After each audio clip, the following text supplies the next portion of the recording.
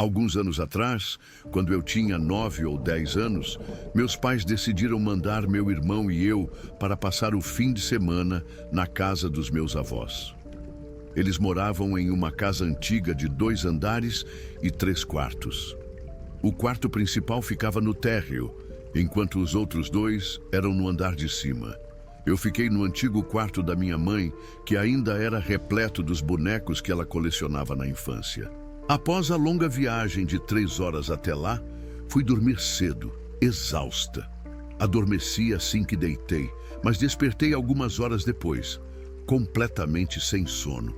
O ronco alto do meu irmão, vindo do outro quarto, me incomodava. Levantei e fechei a porta para abafar o som. Aquilo me deixou desconfortável, já que sempre tive medo do escuro e preferia dormir com a porta aberta. Para amenizar o desconforto, abri um pouco as cortinas, deixando a luz fraca da lua iluminar o ambiente. Eventualmente adormeci de novo, mas fui despertada por uma música clássica suave vindo do andar de baixo. No início ignorei, mas pelo canto do olho percebi algo se movendo. Sombras, dançando. Meu olhar se voltou para os bonecos no chão. 4 pares deles, vestidos formalmente, deitados como se tivessem sido cuidadosamente posicionados. O medo me paralisou. Sem pensar 2 vezes, puxei o lençol sobre a cabeça e me forcei a dormir novamente. Quando acordei na manhã seguinte, os bonecos haviam se movido. Agora estavam a meio metro da minha cama. Com o coração acelerado, os coloquei de volta no lugar e nunca mencionei nada a ninguém. Meses depois, meus pais nos mandaram para lá novamente. Dessa vez, insisti em dormir no outro quarto. Me sentia mais segura ali e adormeci rapidamente, mas no meio da noite fui acordada novamente. A mesma melodia suave ecoava pela casa. Mesmo gostando muito de escrever, nunca havia transcrito o caso que vou narrar. Durante muitos anos, evitei até mesmo comentá-lo. No início da década de 70, minha priminha Helena, de apenas 17 anos, foi assassinada ao tentar defender o namorado durante uma briga. O acontecimento foi terrível. Eu tinha pouco mais de 20 anos na época e nutria uma amizade fortíssima por ela. Algum tempo após o funeral, estava dormindo em minha casa, a mesma onde hoje vivo com minha esposa e meus 2 filhos, quando despertei no meio da madrugada com o som de automóveis passando pela avenida próxima. Olhei para o relógio. Ainda era madrugada. Permaneci deitado, de bruços, apenas ouvindo os ruídos esporádicos dos carros, cortando o silêncio da noite quente. Lembro que, naquela época, eu dormia em uma cama de abrir, posta na sala de entrada, já que havia saído de casa por um período e, ao retornar, perdi meu quarto para um irmão adolescente. Foi então que senti. 2 mãos fortes agarraram meus tornozelos, mãos geladas. O susto inicial logo se transformou em pânico quando percebi um dedo igualmente frio subindo lentamente pelas minhas costas, deslizando de forma macabra como uma massagem tétrica. Quando aquele toque horripilante chegou à minha nuca, meus cabelos se arrepiaram de um jeito indescritível. Eu estava paralisado. Medo e frio me consumiam por inteiro. Diante daquela situação aterrorizante, tentei manter a sanidade, focando nos sons do mundo exterior. Os carros ainda passavam na avenida, indiferentes ao que acontecia comigo. Mas nada ali dentro parecia normal. Desesperado, busquei uma explicação para aquilo. Só pode ser coisa da Helena, pensei apavorado. Foi nesse exato instante que ouvi. Bem ao lado da cama, uma risada zombeteira, curta, seca, como um rádio que é ligado e desligado num piscar de olhos. O pavor me dominou por completo. Reuni todas as forças que me restavam e comecei a rezar, mentalmente com fervor. O toque gelado não desapareceu de imediato. Primeiro, percorreu o mesmo caminho de volta pelas minhas costas, até sumir na ponta dos meus pés. Atordoado, permaneci imóvel, de bruços, incapaz até mesmo de puxar o lençol para me cobrir. Fiquei assim, com o rosto enterrado no travesseiro, até o dia amanhecer.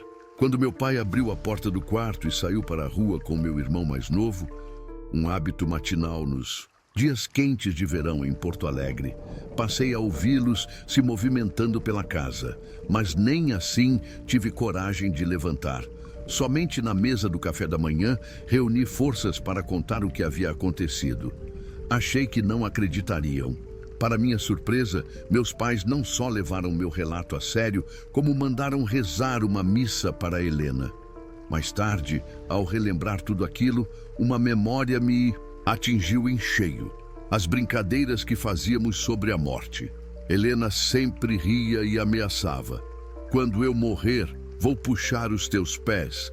Desde aquela noite, nunca mais consegui dormir com os pés descobertos. Nem mesmo durante o dia, em pleno verão. Dizem que tenho certa mediunidade. Outros casos, talvez não tão drásticos, voltaram a acontecer envolvendo pessoas falecidas. Mas isso eu conto outro dia. Obrigado pela atenção. Sempre gostei de escrever, mas nunca havia conseguido transcrever esse caso antes. Durante muitos anos, evitei até mesmo comentá-lo, como se as palavras pudessem de alguma forma dar vida àquele episódio. Mas agora, finalmente, decidi compartilhar o que aconteceu comigo naquela noite aterrorizante. Tudo começou no início da década de 70, quando minha prima Helena, com apenas 17 anos, foi brutalmente assassinada ao tentar defender o namorado durante uma briga. O crime foi chocante para toda a família, e lembro-me bem do peso que aquela tragédia trouxe para todos nós. Helena e eu éramos muito próximos. Compartilhávamos risadas, segredos e até brincávamos sobre assuntos mórbidos.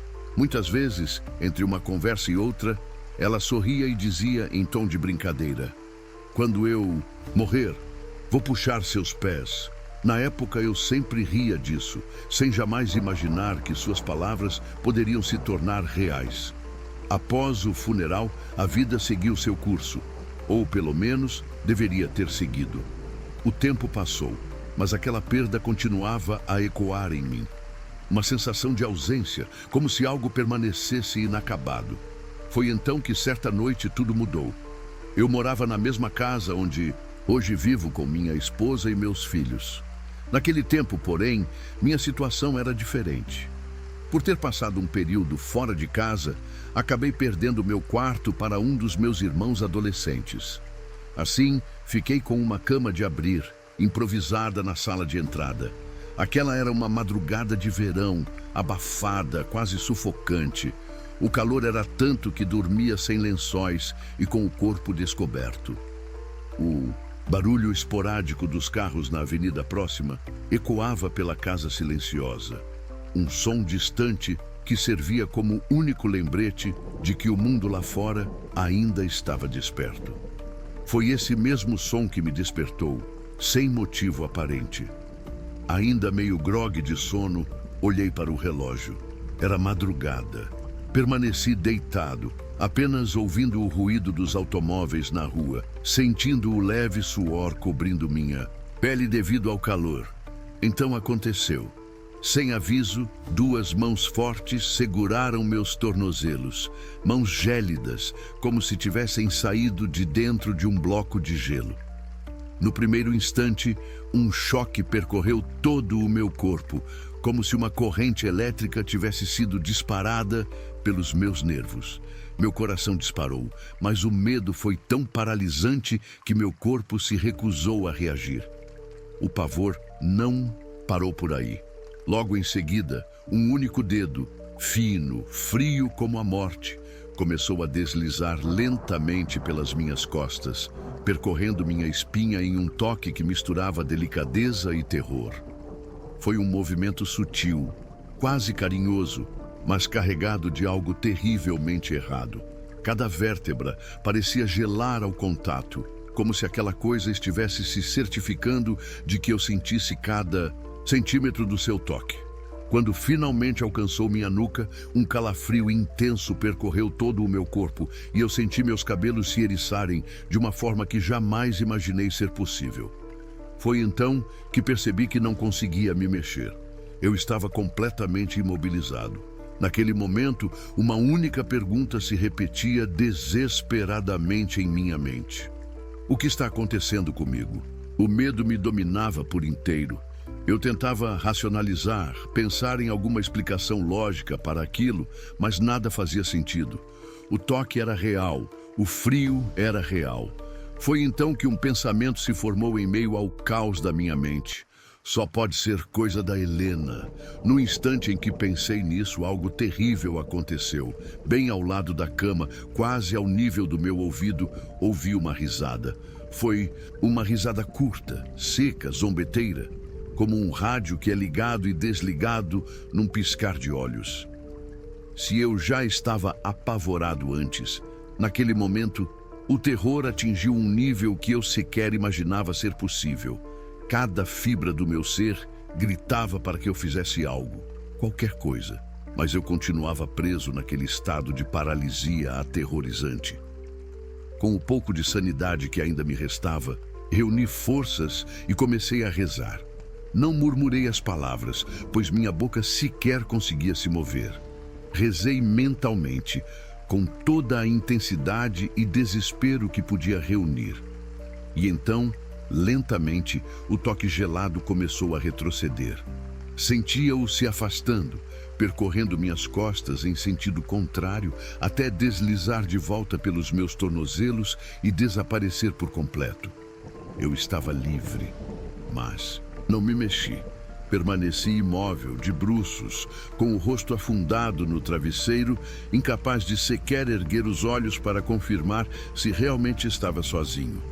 Assim, fiquei até o dia amanhecer. Só quando ouvi os passos do meu pai e do meu irmão mais novo saindo para a rua é que senti um resquício de coragem para mexer um músculo sequer. Mesmo com o sol brilhando lá fora, um peso estranho ainda pairava sobre mim, como se algo me observasse, satisfeito com o que havia feito. Na mesa do café da manhã, finalmente consegui contar a história para meus pais. Para minha surpresa, eles acreditaram sem questionar. Talvez fosse o tom da minha voz, talvez fosse o pavor ainda estampado no meu rosto, mas o fato é que não houve dúvidas ou descrença. Minha mãe decidiu que era melhor não ignorar aquilo e, no mesmo dia, mandou rezar uma missa para Helena. Com o passar dos anos, outros episódios estranhos aconteceram comigo. Alguns não tão aterrorizantes, mas ainda assim perturbadores. Dizem que tenho certa mediunidade, que sou mais sensível ao que está além da nossa compreensão. Não sei dizer se é verdade. O que sei com absoluta certeza é que desde aquela noite nunca mais dormi com os pés descobertos, nem mesmo em pleno verão, sob o calor mais insuportável. E no fundo, talvez eu nunca mais durma completamente tranquilo. Antes de tudo, quero dizer algo. O que estou prestes a contar nunca foi dito para ninguém fora da minha família.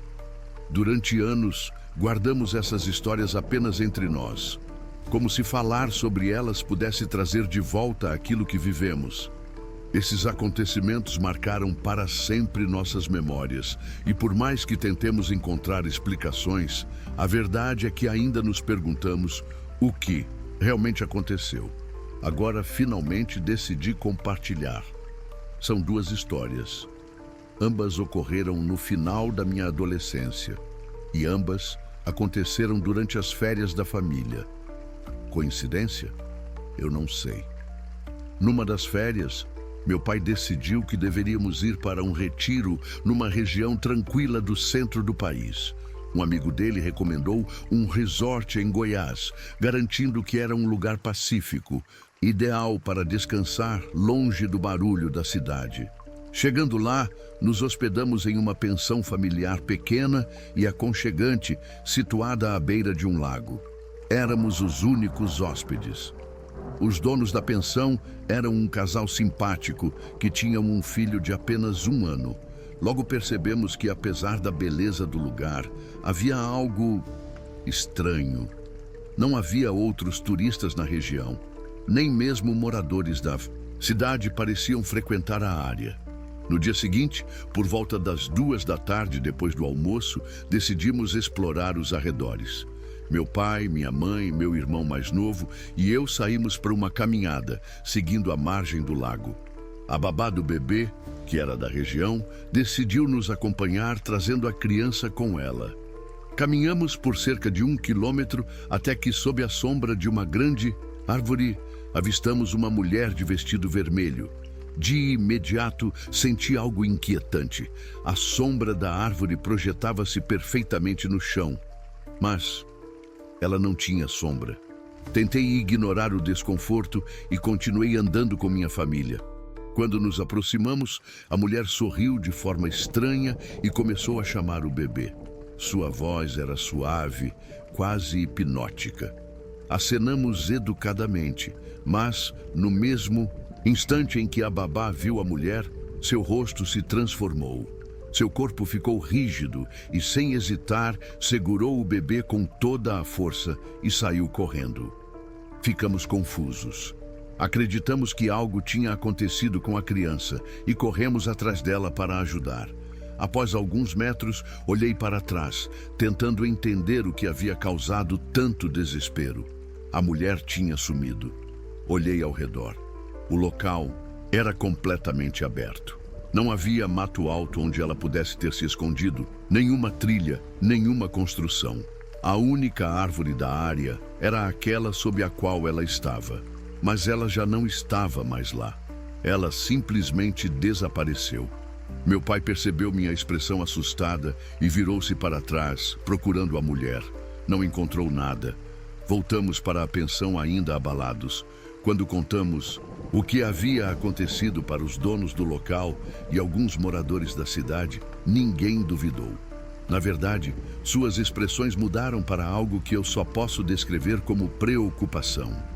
A mulher de vermelho, segundo eles, era uma bruxa. Haviam relatos de eventos estranhos ligados à casa abandonada do outro lado do lago. Os moradores evitavam a área porque, durante a noite, se ouviam choros de bebês vindos daquela casa. Meu pai, que sempre foi muito supersticioso, decidiu que não ficaríamos ali nem mais um dia. Fizemos as malas e partimos na manhã seguinte, sem olhar para trás. A segunda história aconteceu em outra viagem, também durante as férias da família. Depois de um dia inteiro dirigindo já tarde da noite, por volta das 00h30, decidimos parar para descansar. Encontramos um hotel pequeno numa cidade ao longo do caminho. O lugar, na verdade, antes era uma casa que havia sido convertida em hotel. Registramo-nos e pegamos 2 quartos, um para meus pais e outro para meu irmão e eu. Nosso amigo, que estava viajando conosco, preferiu dormir ao ar livre e armou uma barraca no terreno em frente ao hotel. Desde o momento em que entramos nos quartos, sentimos algo errado. Era como se estivéssemos sendo observados, como se o próprio ar carregasse uma presença invisível. O clima ali dentro era pesado, mas estávamos exaustos. Deitamos e tentamos dormir. Porém, cerca de 1 hora depois, exatamente às 02h30, acordei de repente, sem motivo aparente. Olhei para o lado e vi que meu irmão também estava acordado. Seus olhos arregalados e sua respiração ofegante me fizeram perceber que ele sentia a mesma coisa que eu. Havia algo ali dentro conosco. O quarto, que antes estava quente devido ao verão, agora estava inexplicavelmente frio. Tentei ignorar a sensação e me levantei para ir ao banheiro. Como o hotel era uma casa adaptada, o banheiro ficava no final do corredor, fora do quarto. Atravessar aquele corredor escuro foi uma das experiências mais assustadoras da minha vida. O silêncio era absoluto, mas eu sentia que alguém me seguia. Mesmo dentro do banheiro, aquela sensação não desapareceu. O tempo todo eu sentia olhos invisíveis sobre mim.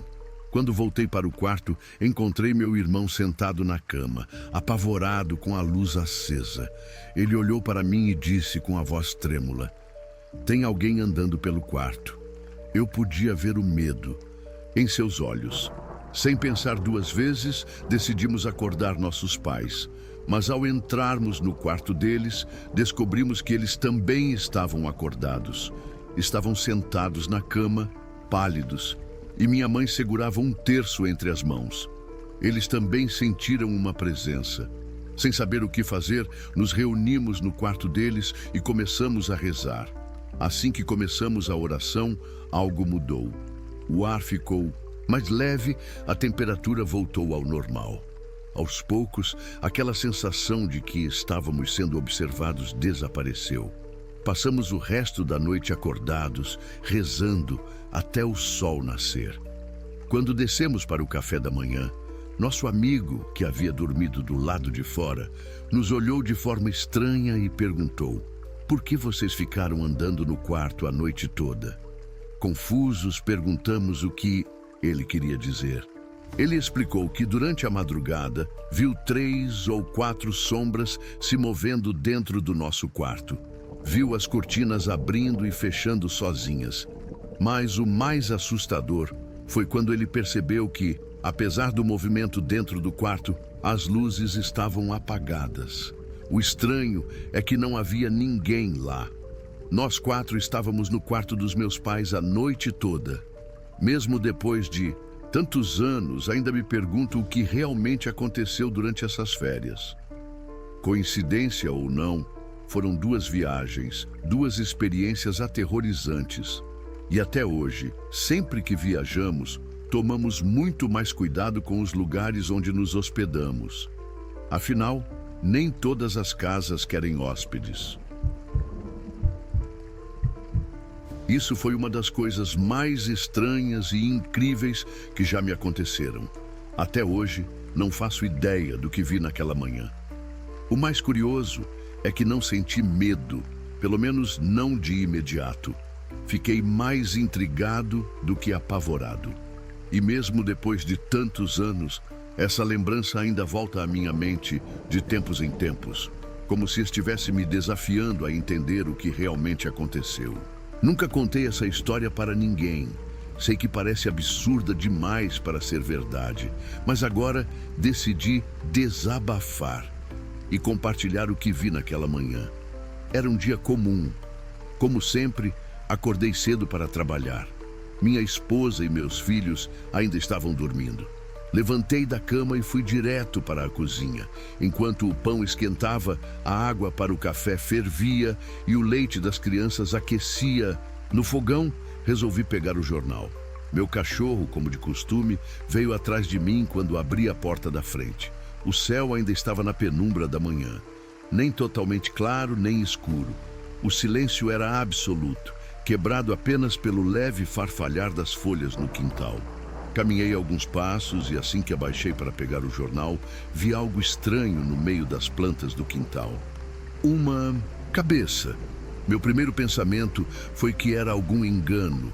Talvez eu ainda estivesse sonolento, minha mente pregando peças antes do café da manhã. Mas então, ela se mexeu. Eu congelei. A coisa virou ligeiramente para um lado e para o outro, como se estivesse estudando o ambiente. Não era uma cabeça humana, nem de um animal que eu conhecesse. Parecia, de certo modo, com a de um macaco. Mas não era exatamente isso. Era completamente preta, sem pelo nenhum, e tinha um formato arredondado, mais ou menos do tamanho de uma bola de futebol. Fiquei paralisado, tentando entender o que estava vendo. Foi só quando o cachorro finalmente percebeu a presença daquilo que a situação escalou. Ele começou a rosnar e latir furiosamente. E então, como se só naquele momento tivesse percebido nossa presença, a cabeça virou na nossa direção. Foi a primeira vez que vi os olhos dela. Eram imensos, amarelos e brilhantes, ocupando quase todo o rosto. A criatura abriu a boca em um rosnado baixo, revelando dentes marrons e irregulares. Não sei se foi apenas impressão, mas tive a sensação de que ela estava irritada, como se tivéssemos interrompido algo. O cachorro avançou um pouco mais, rosnando, ainda mais forte. E foi nesse momento que a cabeça simplesmente afundou no chão. Não correu, não pulou, não cavou. Ela apenas desceu como se o solo fosse líquido, como se tivesse sido sugada para outra dimensão. Em um segundo, estava ali. No outro, sumiu. Fiquei alguns instantes sem saber o que fazer. O cachorro correu para o local, farejou, latiu para o chão, começou a cavar. Mas ali não havia nada. Caminhei hesitante até o local onde aquela coisa esteve. Passei a mão no chão. Era apenas terra normal. Sem buraco, sem fenda, sem nada que explicasse como algo podia ter simplesmente desaparecido ali. Voltei para dentro de casa, ainda tentando processar o que tinha acabado de acontecer. Quando cheguei na cozinha, minha esposa já estava acordada, preparando as crianças para o dia. Peguei meu café e sentei à mesa, sem dizer nada sobre o que tinha visto. O dia passou normalmente, mas quando voltei do trabalho naquela noite, percebi algo estranho assim que entrei no quintal. A terra estava revirada. Parecia que alguém ou algo tinha cavado por toda parte, como se procurasse desesperadamente por alguma coisa. Entrei em casa e encontrei o cachorro preso lá dentro. Mal abri a porta e ele saiu em disparada para o quintal, indo direto para onde aquela coisa esteve. Começou a cavar freneticamente, jogando terra para todos os lados. Meus filhos vieram correndo me contar que o cachorro tinha ficado o dia inteiro fazendo isso e que minha esposa precisou prendê-lo dentro de casa para impedir que ele destruísse o quintal por completo. O que ele estava tentando encontrar, ou melhor, o que ele estava tentando evitar que saísse dali.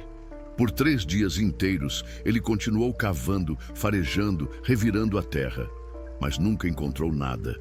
E depois do 3º dia, simplesmente parou. Desde então, nunca mais vi nada parecido.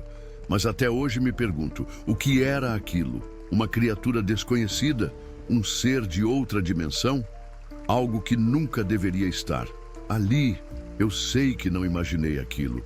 Meu cachorro também viu. Ele foi minha única testemunha naquela manhã estranha. E até hoje, sempre que vou pegar o jornal de manhã cedo, não consigo evitar olhar para aquele canto do quintal, porque no fundo, ainda tenho medo de que ela esteja lá. Eu tinha 15 anos na época.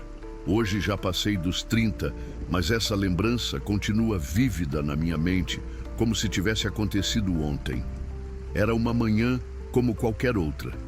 Minha mãe me levava para a escola, mas parecia distante, preocupada.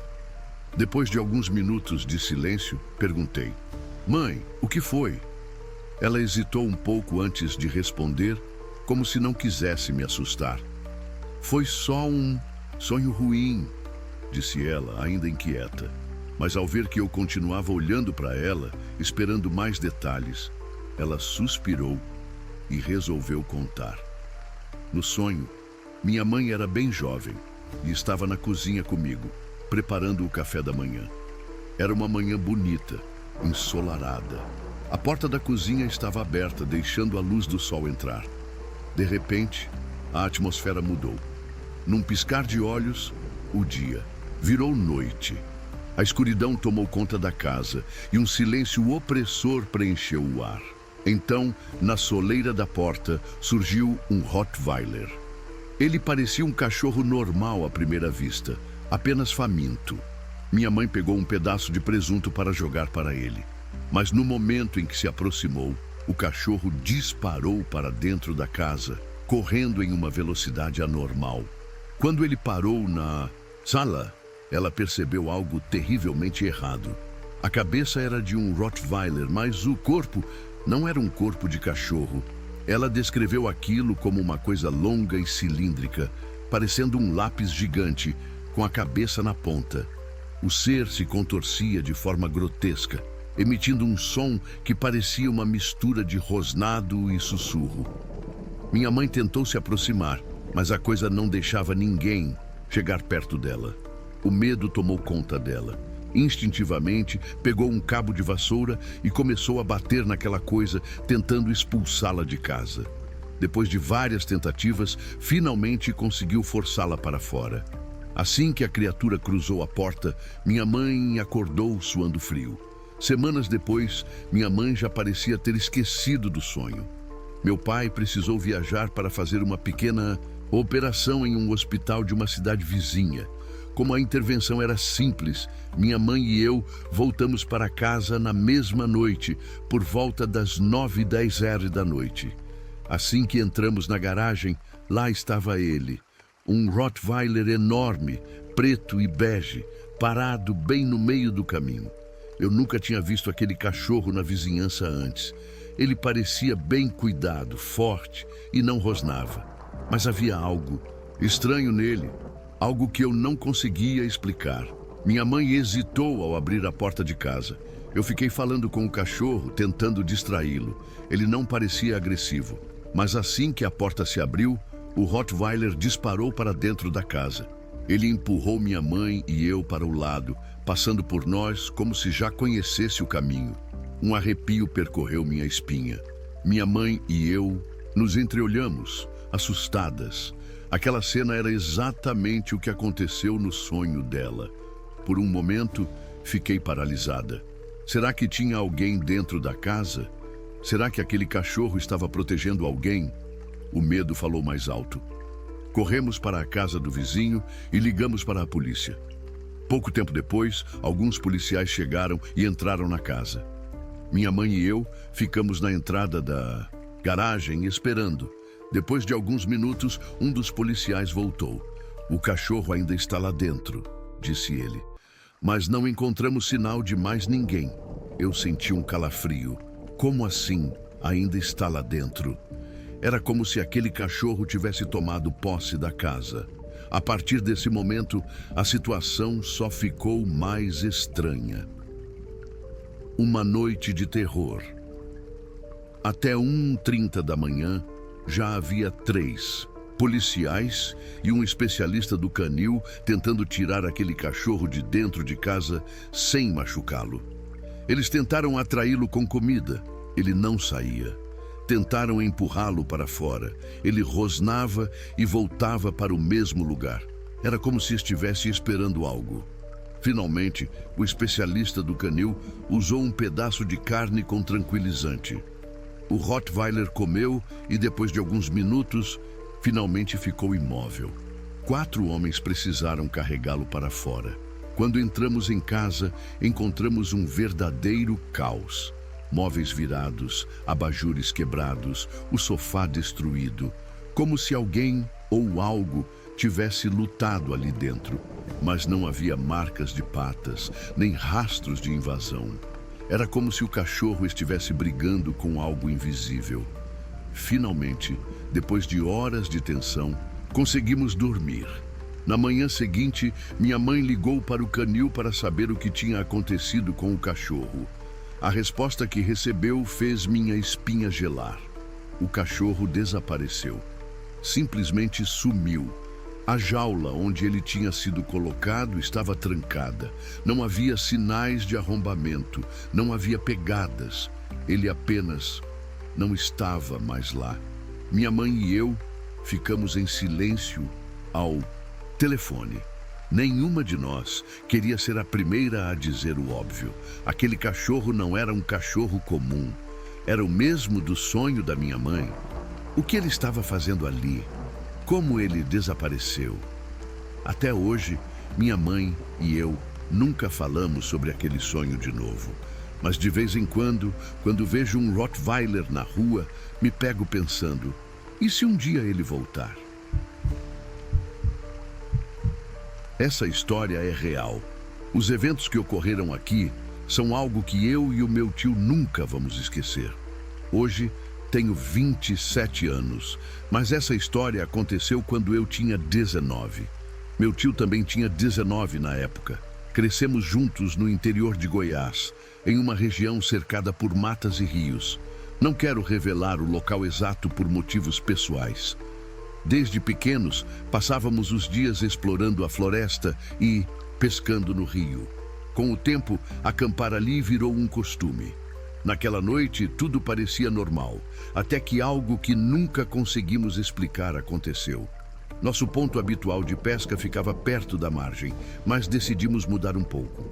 Andamos cerca de meio quilômetro rio acima e escolhemos um lugar alto, uma espécie de península cercada pela água em 3 lados.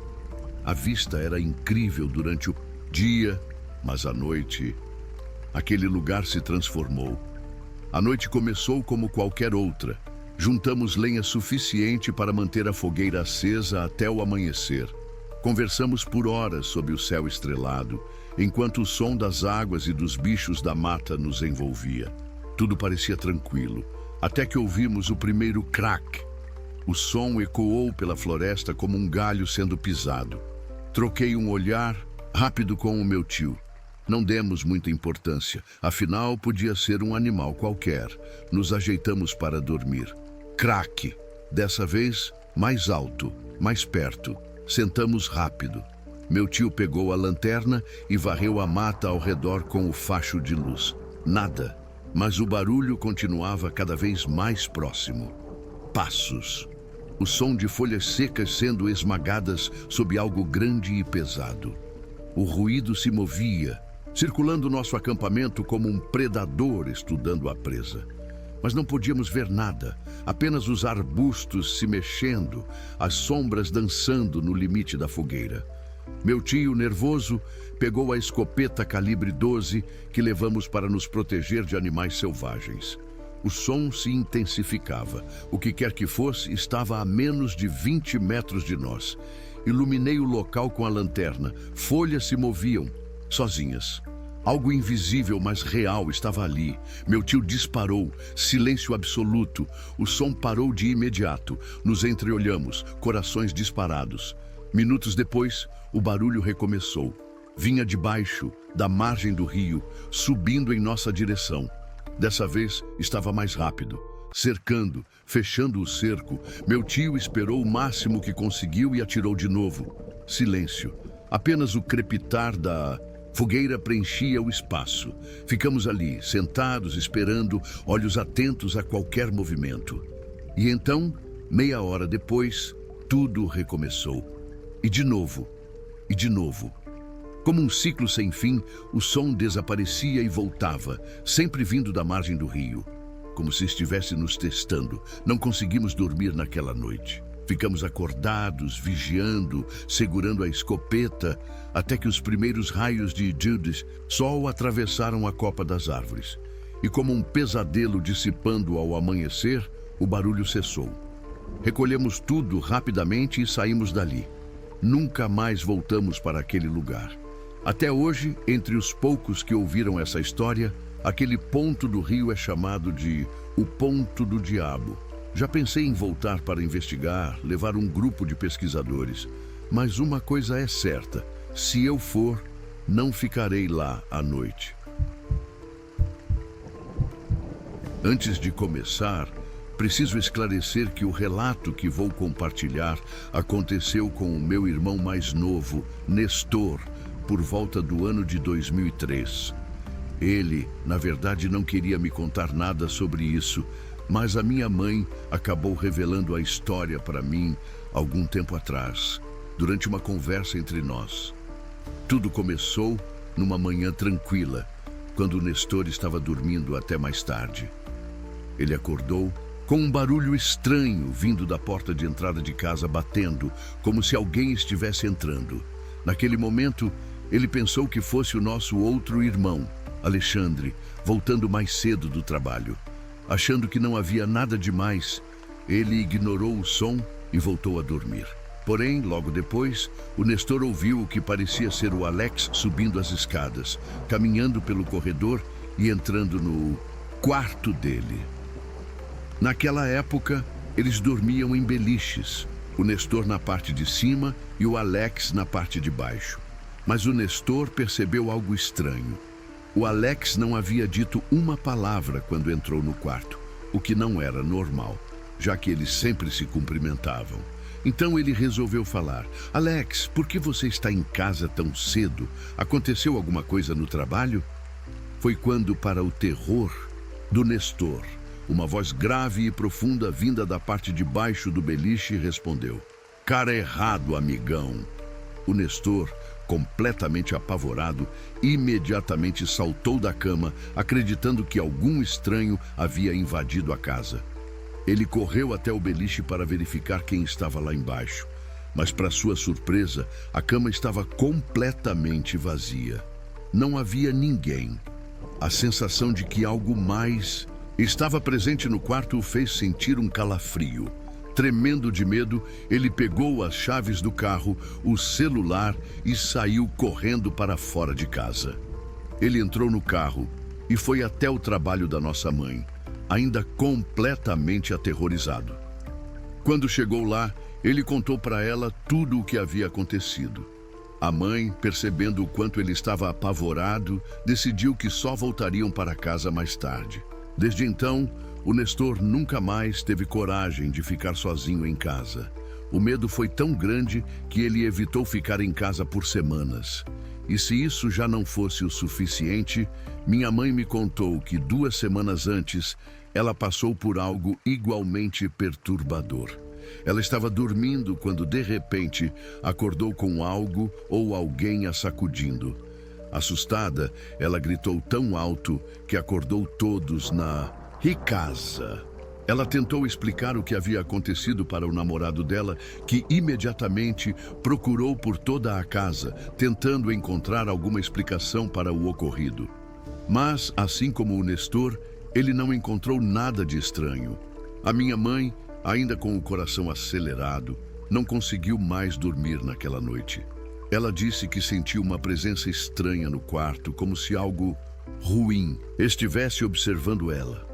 A sensação de ser vigiada foi tão intensa que ela não conseguiu relaxar nem por um momento.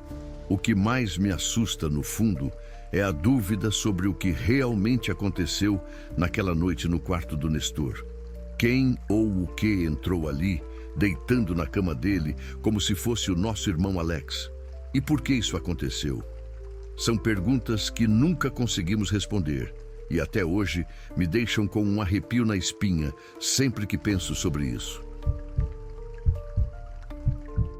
Há algum tempo, eu finalmente realizei um dos meus maiores sonhos. Comprei um carro antigo, mas não qualquer carro, um Dodge Dart. Não era um carro velho, mas sim antigo, com aquela potência e charme que só os clássicos possuem. Meu sonho de ter um Dodge Dart começou quando vi um passando na rua de casa, com aquele motor forte e o som característico que fez meu coração bater mais rápido. Não. Pensei 2 vezes, juntei o dinheiro e fui atrás de um. Não foi fácil encontrar um modelo que estivesse no estado que eu queria, mas depois de muito procurar, finalmente achei o carro dos meus sonhos. A viagem para casa foi uma maravilha. O carro não estava 100%, mas funcionava muito bem. O ronco do motor era suave, como o ronronar de um gato satisfeito. Porém, sabia que ainda havia alguns ajustes a fazer. Após uma semana, levei o carro para o mecânico para resolver uns probleminhas aqui e ali. Quando ele ficou pronto, estava perfeito. A parte mecânica estava totalmente restaurada. Era só girar a chave e o motor pegava na hora. Eu estava feliz da vida indo trabalhar com o meu dojão. Numa manhã, acordei cedo, peguei o carro e estava indo para o trabalho sozinho.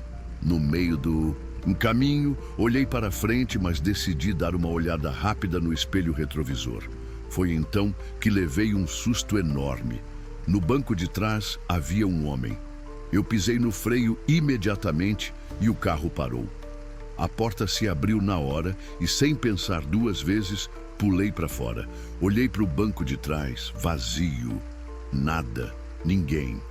Eu me senti um completo idiota.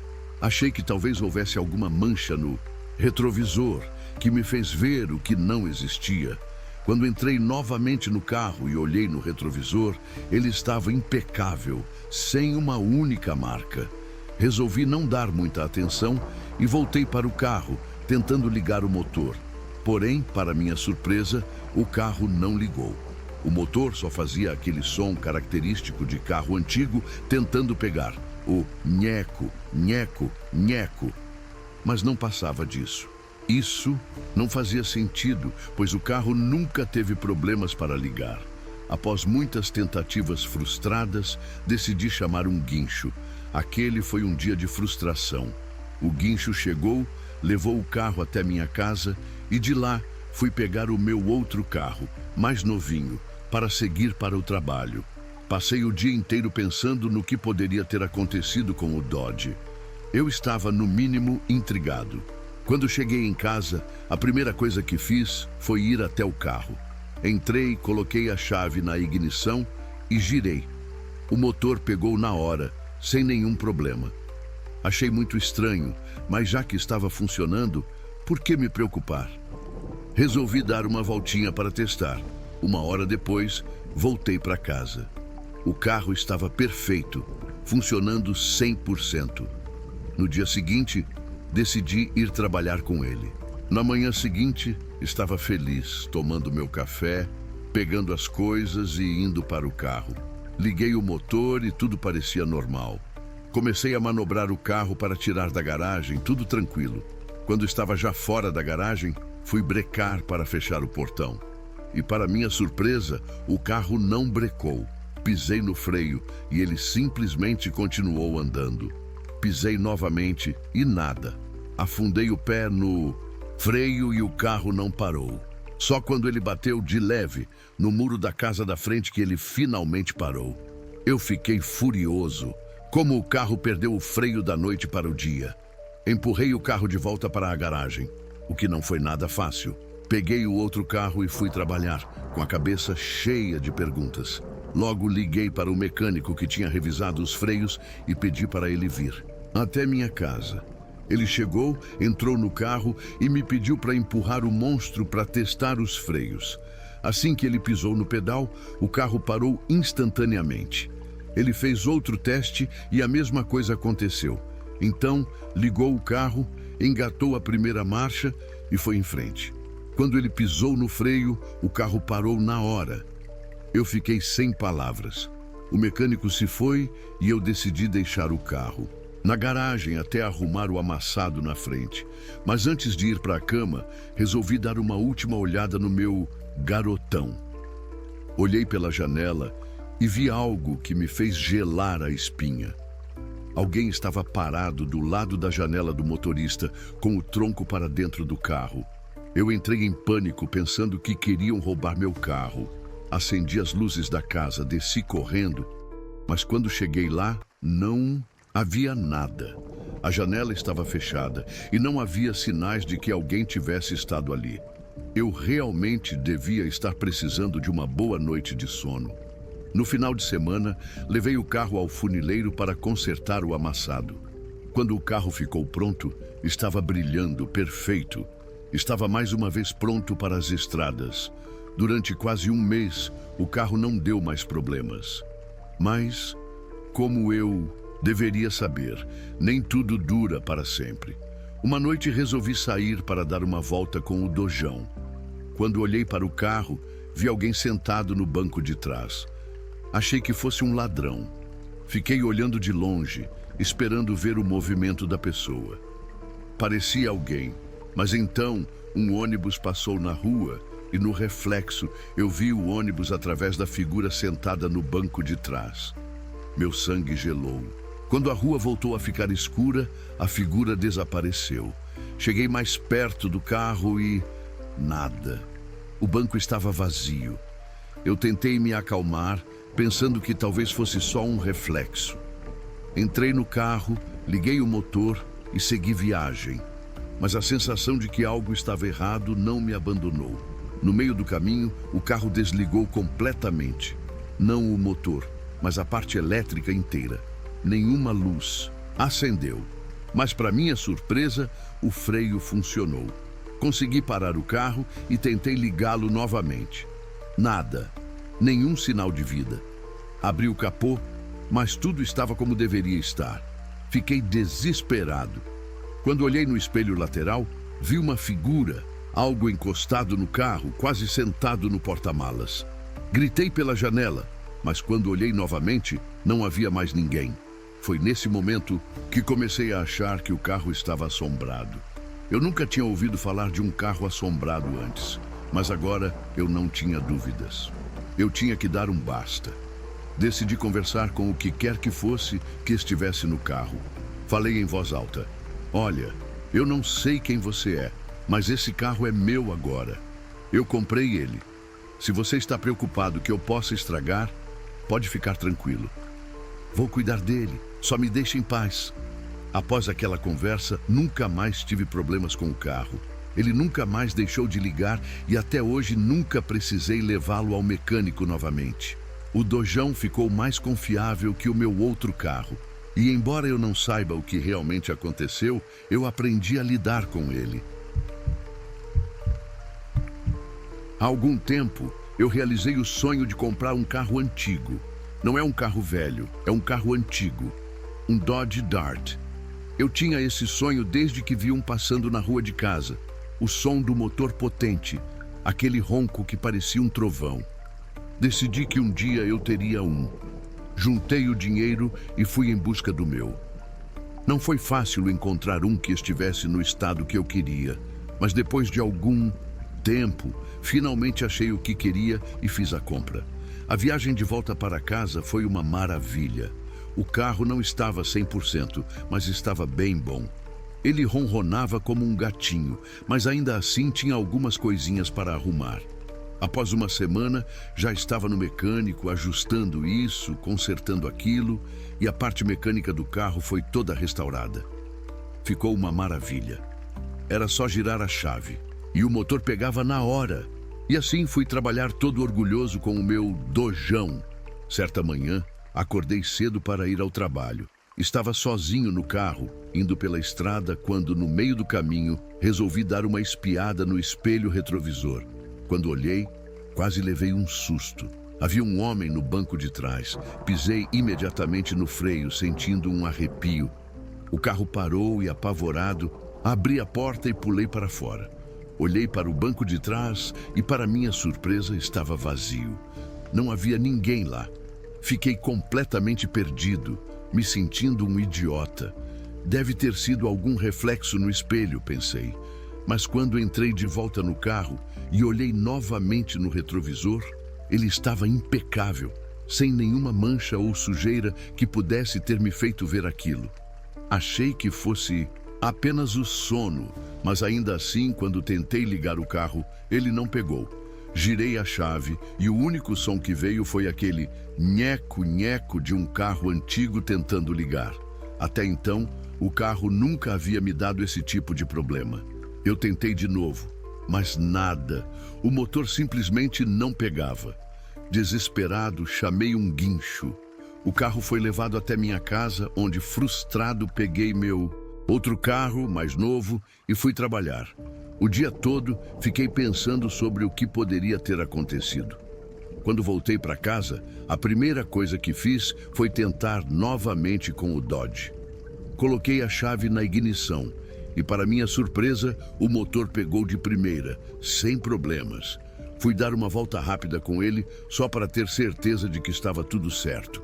E, por incrível que pareça, ele estava funcionando perfeitamente. No dia seguinte, estava empolgado para usá-lo. Tomei meu café da manhã feliz da vida e fui para o carro. Liguei a chave e o motor pegou na hora. Comecei a manobrar para tirar o carro da garagem. Tudo parecia normal até aquele momento. Porém, quando fui brecar para fechar o portão, o carro não parou. Pisei no freio, mas o carro simplesmente continuou a andar. Afundei o pé no pedal e ele não freou. Só parou quando bateu de leve no muro da casa da frente. Eu fiquei completamente irritado. Como o carro perdeu o freio da noite para o dia? Empurrei o carro de volta para a garagem, o que não foi nada fácil, e fui trabalhar de novo com meu outro carro. Quando voltei, já estava decidido a chamar o mecânico para ver o que estava acontecendo. Ele chegou em casa, fez o teste, e, para minha surpresa, o carro estava perfeito. O freio funcionava sem nenhum problema. O carro estava andando, o mecânico apertou o freio e o carro parou na hora. Ele fez mais alguns testes e o carro estava ótimo. Eu então decidi deixar o carro na garagem até consertar o pequeno amassado que ele havia feito ao bater no muro. Quando estava indo para a cama, resolvi dar uma última olhada no meu carro. Fui até o banheiro e, ao olhar pela janela, vi alguém em pé do lado da janela do motorista, com o tronco para dentro do carro. Eu entrei em pânico. Não fazia nem um mês que o carro estava comigo e já queriam me roubar. Acendi as luzes da casa e desci correndo, mas quando cheguei lá, não havia ninguém. A janela estava fechada e não havia sinal de alguém ali. Eu realmente comecei a achar que estava precisando dormir mais. No final de semana, levei o carro ao funileiro para arrumar o amassado. Não houve nenhum problema na viagem. O funileiro me disse que estaria pronto no próximo sábado e eu esperei ansiosamente pela semana passar. Quando cheguei lá no sábado, o carro estava impecável, pintura brilhando, tudo em ordem. Peguei as chaves e voltei para casa feliz da vida. O carro ficou perfeito durante quase um mês, sem dar nenhum problema. Mas, como tudo que é bom, isso não durou para sempre. Uma noite, resolvi dar uma volta com ele. Quando saí de casa e olhei para o carro, vi alguém sentado no banco de trás. Pensei imediatamente que fosse mais um ladrão. Fiquei olhando de longe para ver se era alguém, mas quando um ônibus passou, eu consegui ver o ônibus atravessando a figura da pessoa que estava lá dentro. Isso me fez congelar. Quando a rua ficou escura de novo, a figura havia desaparecido. Me aproximei do carro e estava vazio. Ninguém lá dentro. Achei que tinha visto um reflexo e tentei me acalmar. Entrei no carro, liguei o motor e fui embora, mas uma sensação estranha de que algo não estava certo me acompanhava. Durante o trajeto, o carro simplesmente desligou. Não o motor, mas toda a parte elétrica. Não acendia luz nenhuma, mas o freio funcionava. Eu parei, tentei ligar novamente e nada. Abri o capô pensando que algum fio pudesse ter se soltado, mas estava tudo normal. Voltei para o carro e mais uma vez nada. Eu estava começando a entrar em pânico. Então olhei no espelho lateral e vi, ou pelo menos parecia, ver alguém encostado no carro, quase sentado no porta-malas. Abri a janela, coloquei a cabeça para fora e gritei para a pessoa sair de perto. Quando olhei novamente, não havia ninguém. Foi nesse momento que comecei a acreditar que o carro estava, de fato, assombrado. Eu tinha ouvido falar de casas assombradas, mas de carros. Essa era nova para mim. Novamente, chamei o guincho. Deixei o carro em casa e peguei meu outro carro para sair. Quando voltei, decidi fazer um teste. Peguei as chaves do Dodge, entrei nele, coloquei a chave na ignição e girei. E como eu suspeitava, o carro ligou. Todas as luzes acenderam. Farol, luz interna, painel, tudo. Foi aí que percebi que não podia mais viver com aquilo. Precisava dar um basta. Me sentindo um tanto idiota, falei em voz alta. Olha, eu não sei quem você é, mas esse carro é meu agora. Eu o comprei. Se você está preocupado que eu possa estragá-lo, não se preocupe. Vou cuidar muito bem dele. Só me deixe em paz. Depois disso, o carro nunca mais deu problema. Nunca precisei chamar o guincho novamente, nem levei ao mecânico. Ele passou a ser mais confiável que o meu outro carro e até hoje está lá, funcionando perfeitamente.